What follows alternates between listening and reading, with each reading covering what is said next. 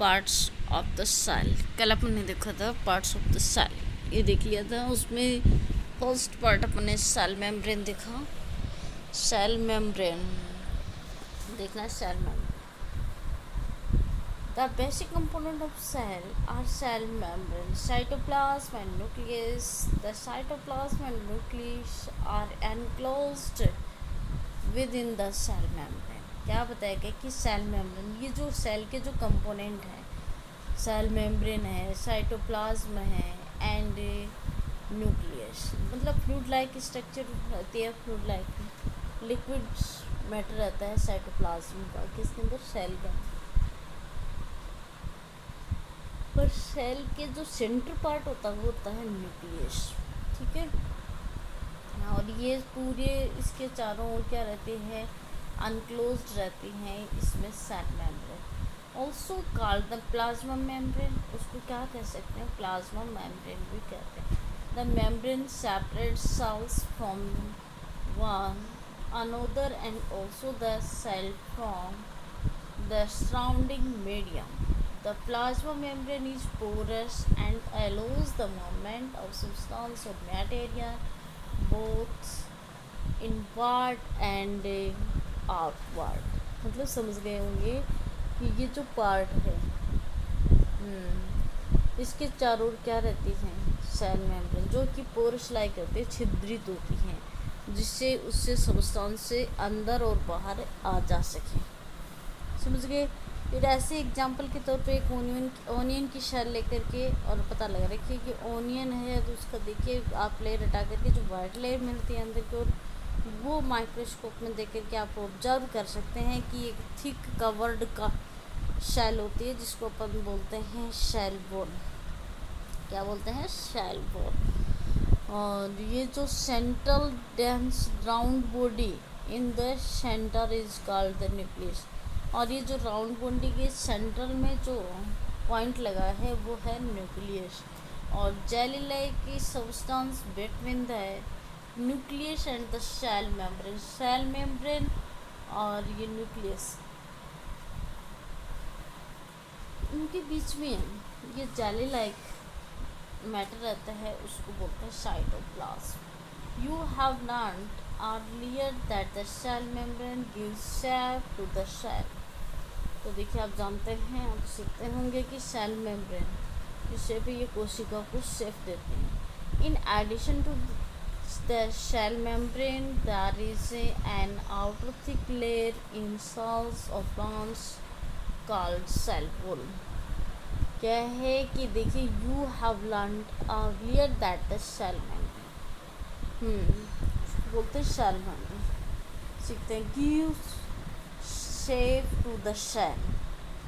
In addition to the cell membrane, there is an outer thick layer in cells of plants called cell wall। एक अंदर की side में जो thick layer होती है उसको बोलते हैं सेल वॉल, ठीक है। The additional layer surrounding the cell membrane is required by the plants for protection.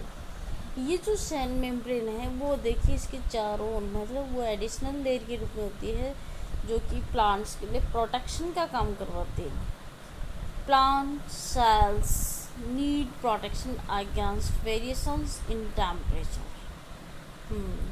इसके विरुद्ध क्या करती है, प्रोटेक्शन करती हैं, किसके, जो टेम्परेचर की विभिन्नताओं में। जो मतलब देखिए आप और भी बता सकते हैं कि इसके अगेंस्ट देखिए प्रोटेक्ट करती है, जैसे temperature, variation in temperature, high wind speed हो, एटमॉस्फेरिक मॉइस्चर हो, उसमें they are expose to these variations because they can not move.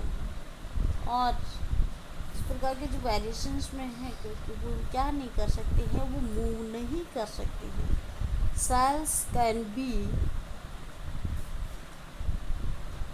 ट्रेडिस्केंटा, Elodea and Rhoeo. ये लैटिन को पता है कि परंपरागत इनके लीव्स निकलने वाले प्लांट है। You can prepare slide as in the case of onion, और ओनियन में आप इसको ऑब्जर्व भी कर सकते हैं। एनिमल सेल, पहली आस्क पूछो if the can also observe animal cell के बारे में भी पूछो, आपसे पुटअप कर रहा है। देखिए न्यूक्लियर मेम्ब्रेन, ये न्यूक्लियस की चारों ओर क्या कौन सी मेम्ब्रेन मिल रही है, न्यूक्लियर मेम्ब्रेन। फिर सेल की चारों ओर देखिए सेल मेम्ब्रेन, और ये बीच में आपका ये जाले लाइक स्ट्रक्चर सब्सटेंस है, वो है साइटोप्लाज्म। क्या है, साइटोप्लाज्म। तो ये है human cells. cytoplasm. It is the jelly-like substance present between the cell membrane and the nucleus. cytoplasm कहाँ है, कहाँ है साइटोप्लाज्म। साइटोप्लाज्म आप बता सकते हैं कि मतलब सेल मेम्ब्रेन और न्यूक्लियस के बीच में, सेल मेम्ब्रेन और न्यूक्लियस के बीच में मिलता है साइटोप्लाज्म। ठीक है। Various other components or organelles of cells are present in the cytoplasm.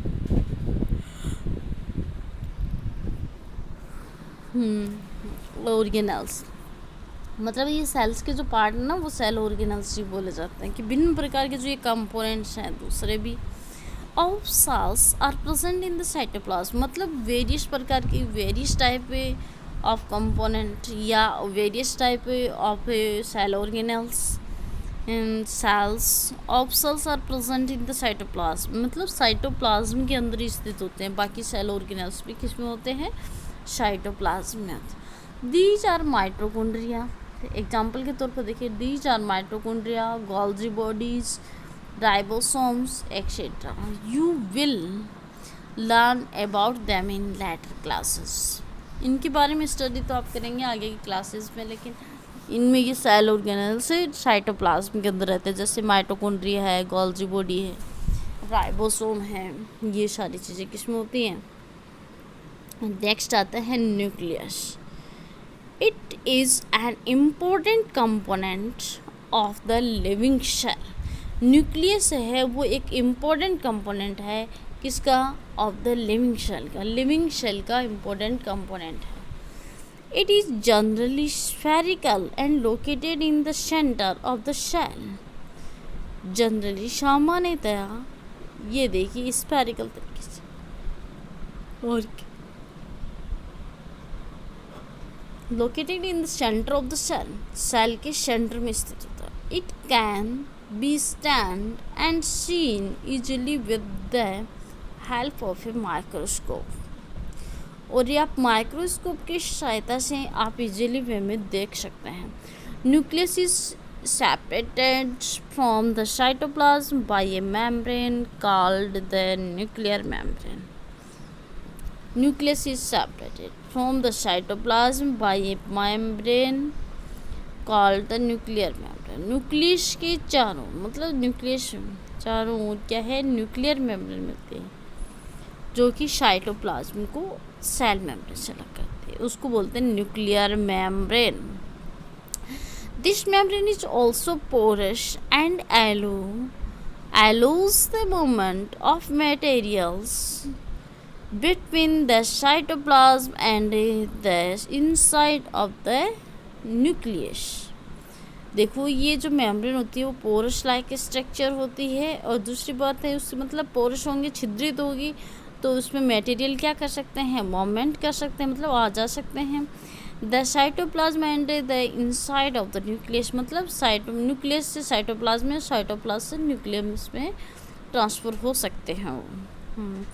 With a microscope a of higher magnification, और माइक्रोस्कोप से आप क्या कर सकते हैं, उससे बड़ा करके देख सकते हैं। We can see a smaller spherical body in the nucleus, spherical body in the nucleus. It is called nucleolus.